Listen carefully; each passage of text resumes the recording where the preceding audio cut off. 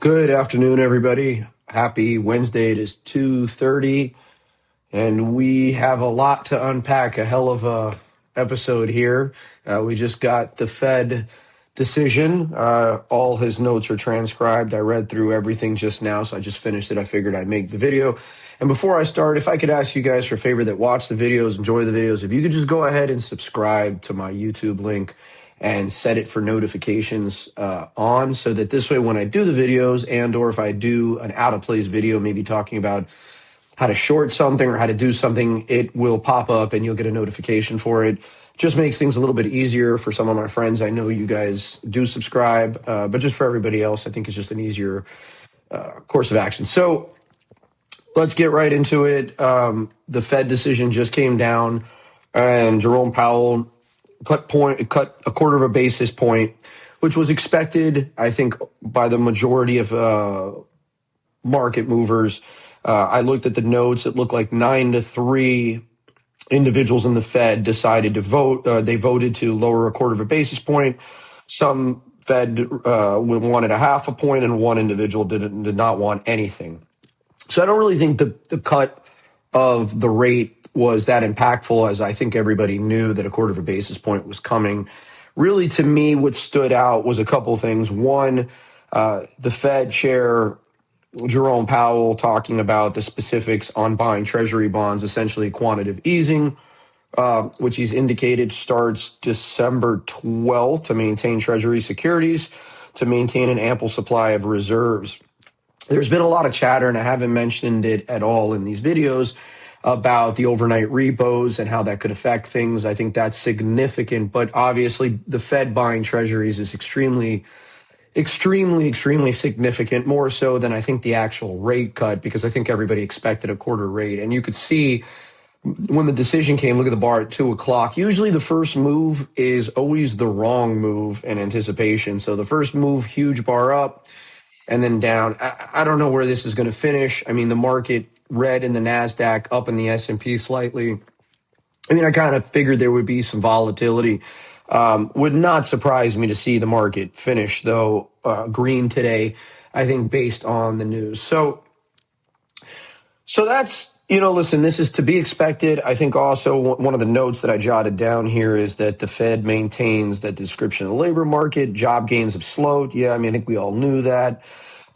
There were some specifics about inflation cooling down, which I guess that was documented, and that the Fed maintains that next year they anticipate a half of basis point rate cut to get down to a baseline level. Well, Powell's almost done, so I don't really think that's significant at all. He doesn't make that decision after his term is over. Kevin Hassett will make that decision, and ultimately that'll lead to lower rates. Kevin Hassett is going to lower rates. I would put any amount of money. Now, whether this 10-year for you guys that are tied to mortgage rates, the 10-year being right here has not followed. So as much as we all love lower interest rates, if the 10-year is not behaving, it really, in the regards of mortgage rates, doesn't really help. So we'll see if that moves with it.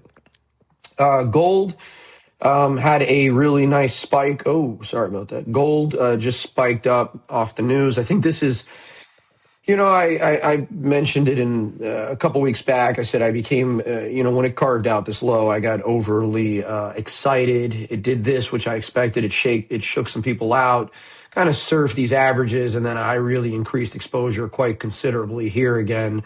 So I am long a couple miners. I am long GLD. I am long GLDI, and then I do own the commodity itself. Furthermore, I did buy, I mentioned this on my last two videos. I've been buying silver in the ETF, but so I've owned this now for about, a month. And then I also bought SLVO. By the way, if you own this come, I think, December 21st, you get a dividend of like $2.37 a share. So if you own 100 shares, you're going to collect $237 in dividends. Forget what the price moves. That's just your dividend. It's a call covering silver. A nice little way to get exposure. Not sexy by no means, but I have a decent exposure to that. So there's that. Bitcoin, which I always have to mention because everybody wants to know, hovering there. I do have a play correlated with Bitcoin, which I'm going to share.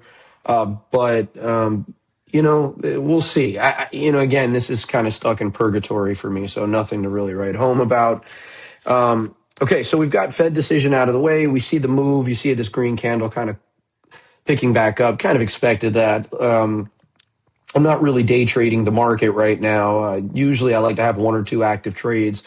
Today, so I will share that I did lighten up quite a bit this morning, and I lightened up yesterday just because I didn't really know how this was going to fare, and I would rather err on the side of caution. No need to play a hero. I could always buy things back if I get the confirmation. So I sold Sienna this morning, which was a really good trade. I pointed this one out a couple of weeks ago. I did really, really well on this trade.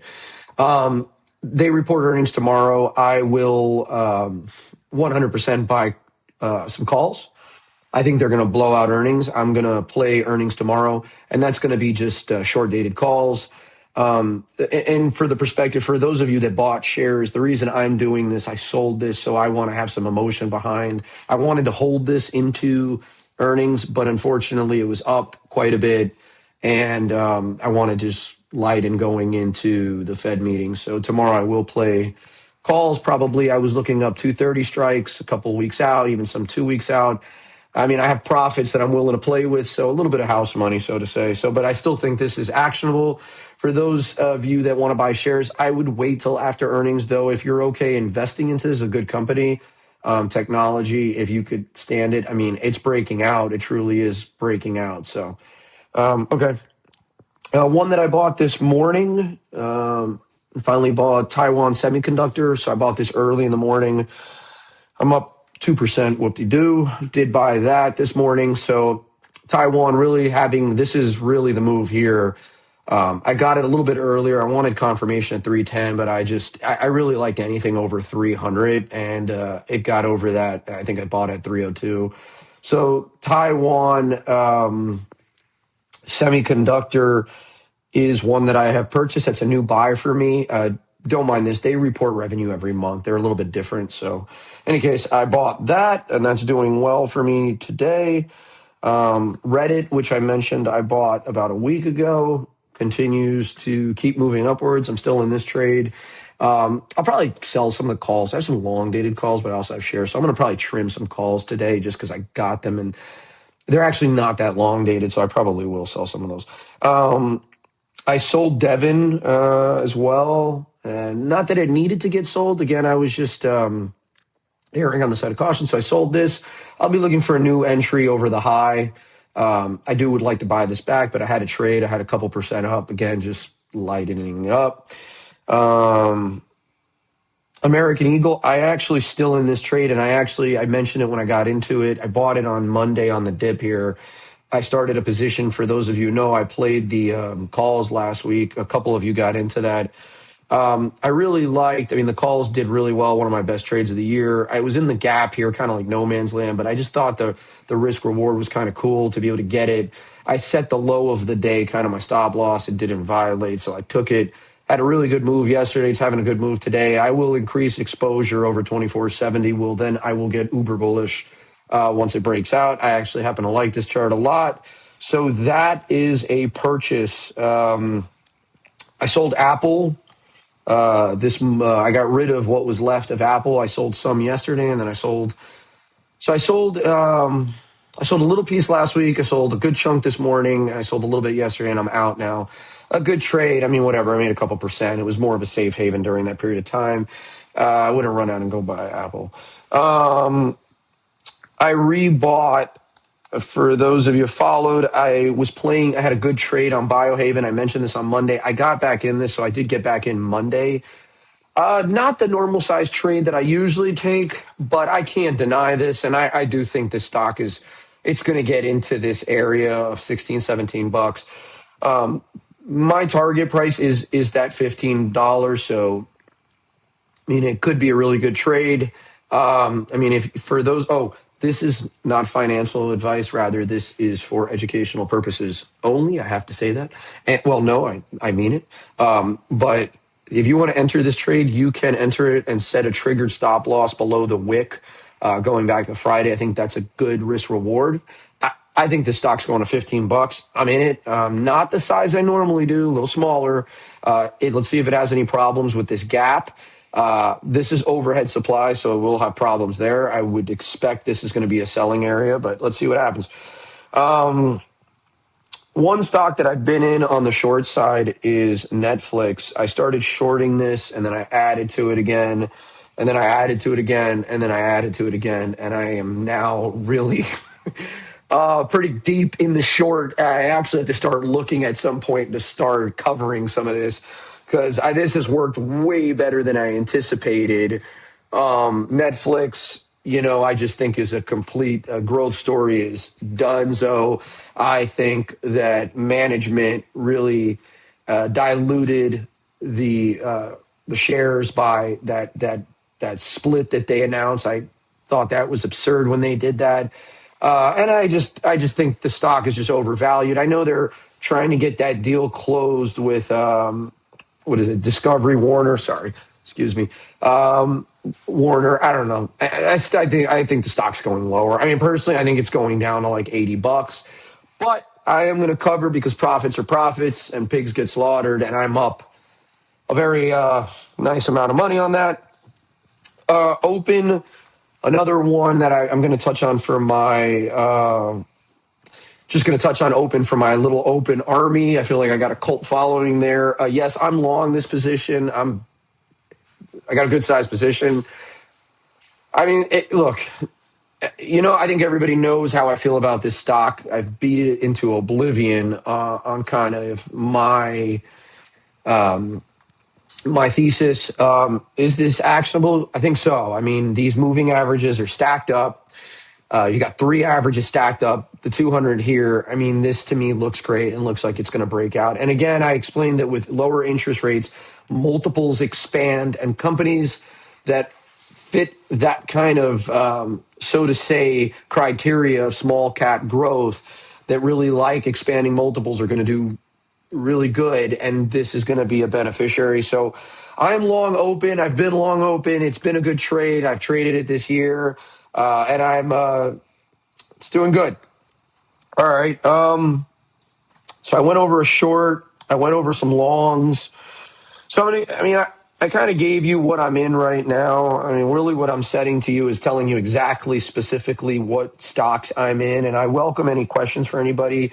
The one stock I'm going to look, and I know don't kill me on this, and this is the one stock I might get into today. And so let me explain the rational behavior here. MicroStrategy has been beat to shit. I mean, just absolutely beat to shit. And I am not just in. Powell says Treasury purchases will remain elevated. That means the printer is on. The Fed is going to keep buying treasuries, by the way. I think the risk reward here is tremendous. So I think I'm going to enter this, and I'm going to set a stop loss at like 150. I guess 158. It's a little bit looser than I would like. I don't know. I'm not going to go heavy. I just can't deny. I think this has carved out a bit of a low here. I could be wrong. I really feel like this is capitulation right here this day. I had this up with my indicators, and I saw that the volume on this day was, I forget the percentage, but was immensely higher than past volume. And it's hard for me to ignore what I think is going to be a decent trade to get back to like 250. It's my belief. I think we'll see 250. Again, a lot has to revolve around Bitcoin. I am not such a fan of this company anymore. I'm not a Michael Saylor fanboy. I just like making money, and I think this is going higher. And I'm probably going to start a position here. I'm pretty confident that I'm going to start a position there. All right. That is about it. So again, I gave you the plays that I'm in. Taiwan Semiconductor is a purchase today. I'm in silver. I'm in gold. I'm in Reddit. I'm in American Eagle. I'm going to look to play Sienna Corporation tomorrow for earnings with calls. Biohaven is a small bio stock I really like. Talked about that.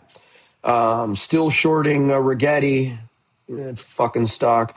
Shorting Netflix still. I think Netflix is in a free fall. Oh, I am in United still. Still in United. Oh, I sold PLTW. Let me probably jump the gun on that one a little bit, but PLTR having a nice move today, of course, expanding multiples, and they had an announced deal with the Navy, so that helped. I sold it yesterday. It was a good trade. Got couple earned dividends, made some decent money on it. I might get back in. I just, again, the way I trade, everybody can do what they think is best. The way I trade is I like to minimize downside risk. In days like today, I'm not interested in being a hero. I'm not interested in risking my hard-earned capital. You see that big red bar happening at the moment as we speak. Probably more news. Powell, again, his commentary baseline, solid growth. He's going on and on and on. I mean, and the news is literally coming on while making this call. Consumer spending remains resilient. AI spending continues, blah, blah, blah. I take from it what is I don't fight the Fed. Lower rates, Treasury yields treasuries being bought. Hard to fight against that if you're a bear. Hard to be a bear in those conditions. That's it. That's about it. I'll be back later. Hope you guys are trading to precision. Set your stop losses. And I hope you enjoyed the video. Please subscribe. Please set for notifications. People ask me, did the video come out? Did the video? And it's like, if they just subscribe, you guys would get the notifications and I don't have to try to do that. And I am working on, a friend of mine, we are working on like a chat box or I don't know the name of it, where I could like real time answer questions throughout the day. I'm going to do my best to do that. If I do charge something, it's going to be a very small amount, insignificant amount of money. But yeah, I mean, it'll just a little bit more live, up to date feel on my trading and how I execute throughout the day. All right. Thanks again. And I hope you guys have a great remainder of the week, and don't be a putz.